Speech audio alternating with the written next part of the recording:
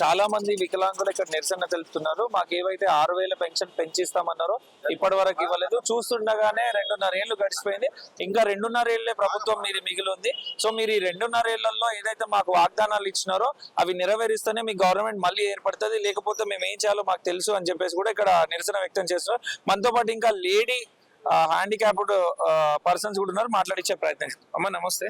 నమస్తే అండి, నా పేరు నాగలక్ష్మి, ఎంపీఆర్డి సహాయ కార్యదర్శి.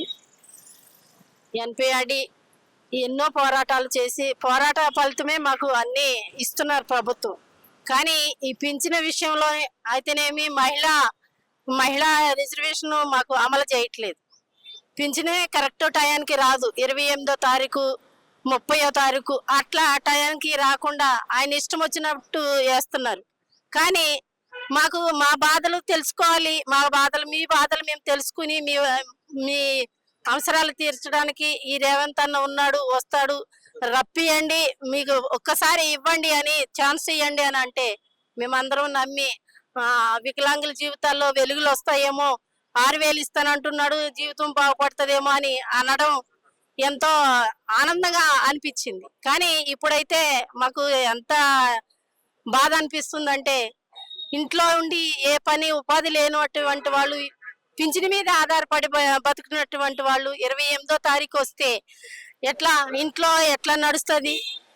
మీ ద్వారాగా ప్రభుత్వానికి మేము తెలియపరుస్తున్నాం. ఏంటంటే మహిళా వికలాంగులు అంటేనే ఎంతో బాధతోనూ వైకల్యంతో బాధపడుకుంటూ జీవితం కొనసాగిస్తున్నాం. మేము ప్రభుత్వం పట్టించుకోకుండా, మా అవసరాలు ప్రభుత్వం తీర్చకుండా ఆ రీతిగా ప్రభుత్వం మాకు సహాయపడకుండా ఉంటే మేము రాబోయే రోజుల్లో గట్టి సమాధానమే ఇస్తాం.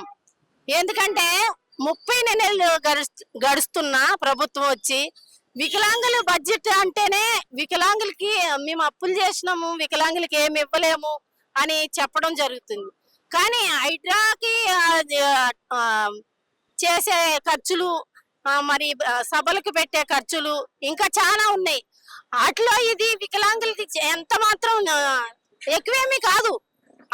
ప్రభుత్వం అనుకుంటే అంత ఎక్కువేమీ కాదు. కానీ ప్రభుత్వం ఎందుకు నిర్లక్ష్యం చేస్తుందో మాకైతే తెలియదు, కానీ తెలుసుకుంటాం తొందరలో. కానీ మహిళా వికలాంగులకి ఏమాత్రం న్యాయం జరగలేదు. ఒక మహిళా వికలాంగులు పెట్రోల్ బంక్ ఇచ్చినంత మాత్రాన ఒక్క మహిళనే ఉందా దేశం మొత్తం, తెలంగాణ మొత్తం? వికలాంగుల మహిళలు ఉపాధి కల్పించాలని మేము ఎప్పటి నుంచో పోరాడుతున్నాం. అయినా కానీ వికలాంగుల్ని పట్టించుకునేది లేదు, వికలాంగుల మహిళలకి ఉపాధి కల్పించేది లేదు. సీఎం గారే మాట్లాడుతూ 1 కోటి మంది మహిళలని కోటీశ్వరులు చేసేదాకా నేను నిద్రపోనని చెప్తున్నారు కదా. డ్వాక్రా మహిళలు 1 కోటి మంది మహిళలు కనపడుతున్నాడు రేవంత్ రెడ్డి గారికి. వికలాంగుల మహిళలు 1 కోటి మహిళలు చేయాలనే ఆ ఉద్దేశం, ఆలోచన అనేది ఏది లేదు. కానీ అందుకు కాబట్టే మహిళా గ్రూపుల్లో మహిళలకి 1 కోటి మంది కోటేశ్వరులను చేయాలని అంటున్నారు కదా. మరి వికలాంగుల మహిళలకి మరి కోటేశ్వరులను చేయాలని ఎందుకంటలేవయ్యా రేవంత్ రెడ్డి గారు? మీరు వికలాంగుల మహిళలకి ఒక బస్ అయినా ఇచ్చావా? వికలాంగుల కోట ప్రత్యేకంగా వికలాంగుల రిజర్వేషన్ ఉంది 5%. వికలాంగుల మహిళలు చదువుకున్న వాళ్ళు ఉన్నాం, చదువుకున్న వాళ్ళు ఈ పని లేకుండా, ఉపాధి లేకుండా ఎంతో ఇబ్బంది పడుతున్నాం. కుటుంబం ఎంతో భారంగా గడుస్తున్నది. అయినా కానీ ఎన్నిసార్లు పలుమార్లు మీ దృష్టికి తీసుకొచ్చిన రేవంత్ రెడ్డి గారు మమ్మల్ని ఎందుకు ఇంత చిన్న చూపు చూస్తున్నారో మాకు అర్థం కాదు. అది ఒకవేళ చిన్న చూపు కాకుండా ఉన్నట్టయితే తక్షణమే మా 5% రిజర్వేషన్ మహిళా సంఘాలతో పాటు మాకు కూడా కల్పిస్తే రేవంత్ రెడ్డి గారికి మా మీద చిన్న చూపు లేదని మేము అర్థం చేసుకుంటాం. ఆ రీతిలో పని చేయమనండి, చేసి మాకు ఉపాధి కల్పించమనండి.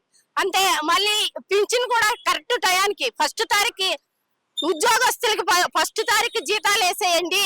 వాళ్ళు జాబ్ చేస్తున్నారు, ఇంట్లో ఇబ్బంది ఉంటదని చెప్పుకోవచ్చు చాలా మట్టుకు. అయితే జాబ్ చేసేటోళ్ళకే నువ్వు 1వ తారీఖు జీతం వేస్తానని అంటున్నావు. వికలాంగుల మహిళలకి, వికలాంగులు అన్నటువంటి వాళ్ళు ఏ ఉపాధి లేక జీవితం అంతా ఈ పింఛన్కే పరిమితం అయ్యి, పింఛన్ ఎప్పుడు వస్తుందో బీపీ టాబ్లెట్లు, అదే ఆరోగ్యకరంగానే అయినా ఏదైనా గానీ అంటున్నారు కదా. అది మరి మాకు కూడా ఫస్ట్ తారీఖు వేసేస్తే బాగుంటది కదా, లేదంటే 2 తారీఖు 5 తారీఖు లోపు పింఛను పడితే మేము కూడా ఆనందిస్తాం కదా. ఆ లిస్టుగా ఎందుకు ఆలోచించట్లేదు మీరు? ఆలోచించాలని దయచేసి మా వికలాంగులందరి తరపున రేవంత్ రెడ్డి గారిని అడుగుతున్నాం, మీ తరపున మేము మాకు సహకారం చేయమని కోరుకుంటున్నాం.